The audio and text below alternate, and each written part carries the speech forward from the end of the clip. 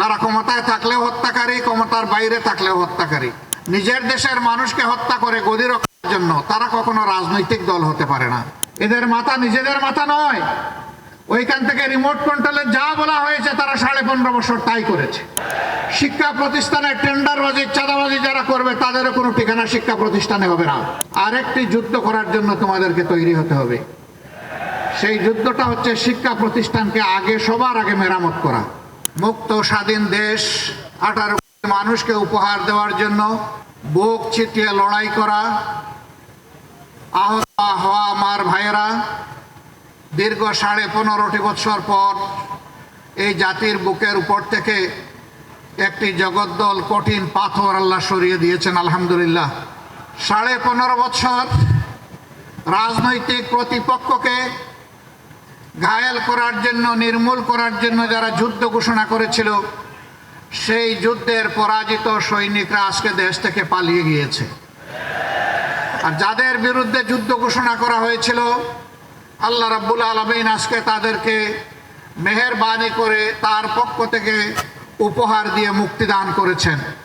এই দেশেরই একটি সরকার, বৈধ হোক অবৈধ হোক, জনগণের ট্যাক্সের টাকা নাড়াচাড়া করে সেই সরকার জনগণের ট্যাক্সের পয়সায় কিনা, টাকায় কিনা অস্ত্র দিয়ে, গুলি দিয়ে নির্মমভাবে এদেশের মানুষকে হত্যা করার নির্দেশ দেবে। তারা ক্ষমতায় থাকলেও হত্যাকারী, ক্ষমতার বাইরে থাকলেও হত্যাকারী। যখন প্রতিপক্ষ পায় না তখন নিজের দলের লোকদেরকে হত্যা করে। হত্যার প্র্যাকটিস জারি রাখার জন্য এই কাজগুলো তারা করে থাকে। 2006 সালের 28 অক্টোবর এই জাতি কখনো ভুলবে না। সেই দিনটি ফ্যাসিস্ট দলের নেত্রী তার সহকর্মীদেরকে ঢাকায় লইগবইটা নিয়ে হাজির হওয়ার জন্য আহ্বান জানিয়েছিলেন। রাজপথে দিন পল্টন মোড়ে মানুষগুলাকে নির্মমভাবে পিটিয়ে পিটিয়ে হত্যা করা হয়েছিল। তাদের লাশের উপর বিকৃত রুচির সেই লোকগুলা উঠে নর্তন কীর্তন করেছিল। হত্যাকারী, হত্যার নির্দেশদাতা, পরিকল্পনাকারীদের বিরুদ্ধে মামলা হয়েছিল। কিন্তু ক্ষমতায় এসে, ক্ষমতার গরমে সেই মামলা তারা গিলে ফেলেছিল। তার সবগুলার বিচার এই বাংলার মানুষ চায়, এই বাংলার মাটিতেই দেখতে চায়। একজন অপরাধীও যেন এখান থেকে বাঁচতে না পারে তা আমরা দেখতে চাই। তাতে সময় যা লাগুক দেখে বিচার করতেই হবে। এরা রাজনৈতিক দল হতে পারে না। যারা ক্ষমতায় বসে দায়িত্ব জ্ঞানহীনতার পরিচয় দেয়, দায়িত্বশীলতার পরিচয় দিতে পারে না, নিজের দেশের মানুষকে হত্যা করে গদি রক্ষার জন্য, তারা কখনো রাজনৈতিক দল হতে পারে না। তারা একটি সন্ত্রাসী দল। ইতিমধ্যেই সরকার তাদের সন্ত্রাসী ছাত্র সংগঠনকে নিষিদ্ধ ঘোষণা করেছে। এদের হাতে কত মায়ের মুখ খালি হয়েছে। এক আবরার ফাহেদ নয়, এরকম আবরার ফাহেদের মতো কত লোক, কত ছাত্রকে, আমাদের কলিজার টুকরাকে তারা নির্মমভাবে হত্যা করেছে। এরা প্রত্যেকটি শিক্ষা প্রতিষ্ঠানকে অস্ত্রাগারে পরিণত করেছিল। আবরার ফাহেদের দুটি দোষ ছিল। একটি ছিল সে আধিপত্যবাদের বিরুদ্ধে কথা বলেছিল, আরেকটি হলো সে নামাজ পড়ত। এই দুটি তাদের কাছে অসহনীয় ছিল। এই জন্য নির্মমভাবে তাকে পিটিয়ে তার জীবন প্রতিক্রিয়া দেওয়া হলো।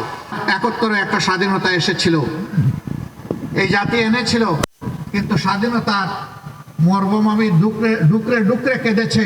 স্বাধীনতার ফসল বাংলাদেশের জনগণের পকেটে এবং ঘরে উঠেনি। একটা গোষ্ঠী এটাকে হাইজ্যাক করেছিল, আর একটা দেশের হাতে এটা তুলে দিয়েছিল। তার জ্বলন্ত প্রমাণ এই 24-এর 16ই ডিসেম্বর যারা স্বাধীনতার চেতনার কথা বলেন, বেশি বেশি বলেন, তারা এখন চুপ কেন? তাইলে কি আপনারা এটাকে বাংলাদেশের বিজয় স্বীকার করছেন না? আর যদি বিজয় স্বীকার করে থাকেন তাহলে প্রতিবাদ করেননি কেন? আসল রূপ তাদের প্রকাশ হয়ে গিয়েছে, কারণ তারা তাদের মাথা ইজারা দিয়ে রেখেছে পাশের দেশ।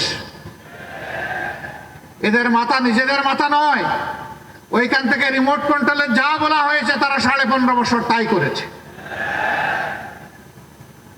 শিক্ষা যেহেতু জাতির মেরুদণ্ড, এই জায়গায় বেশি আঘাত দিয়েছে। একটা শিক্ষা ব্যবস্থা দাঁড় করিয়ে দিয়েছে যা বাস্তব জীবনে এই জাতির খুব কমই প্রয়োজনে আসছে। শিক্ষায় কোনো গবেষণা নাই, চর্চা নাই, উৎকর্ষ নাই, নৈতিকতা নাই, দুনিয়ার সাথে কোনো মিল তাল নাই, সব কিছুকে একদম তছনছ করে দিয়েছে। আমি ইসলামী ছাত্র শিবির এবং এখানে অন্যান্য ছাত্র সংগঠনের যে সমস্ত নেতৃবৃন্দ উপস্থিত আছেন তাদের কাছে আমি আহ্বান জানাতে চাই, আরেকটি যুদ্ধ করার জন্য তোমাদেরকে তৈরি হতে হবে। সেই যুদ্ধটা হচ্ছে শিক্ষা প্রতিষ্ঠানকে আগে সবার আগে মেরামত করা। শিক্ষা যেহেতু জাতির মেরুদণ্ড, এই জায়গায় তোমাদেরকে শপথ নিতে হবে আর কোনো চাপাতি কোম্পানিকে ওখানে ঢুকতে দেওয়া হবে না, কোনো গাজাকুরকে ওখানে ঢুকতে দেওয়া হবে না, হাতে অস্ত্র নিয়ে ওখানে ঢুকতে দেওয়া হবে না, গণরুম যারা কায়েম করে তাদেরকেও ঢুকতে দেওয়া হবে না। শিক্ষা প্রতিষ্ঠানে টেন্ডারবাজি, চাঁদাবাজি যারা করবে তাদেরও কোনো ঠিকানা শিক্ষা প্রতিষ্ঠানে হবে না। শিক্ষা প্রতিষ্ঠানে শুধু শিক্ষা, শিক্ষার চর্চা আর গবেষণা থাকবে। যদি তাই থাকে তাহলে আগামীর বাংলাদেশ ঘুরে দাঁড়াবে ইনশাআল্লাহ। যদি তোমরা শিক্ষা প্রতিষ্ঠানকে সেইভাবে গড়ে তুলতে পারো তাহলে 24-এর এই ত্যাগ ইনশাআল্লাহ শতভাগ সফল হবে।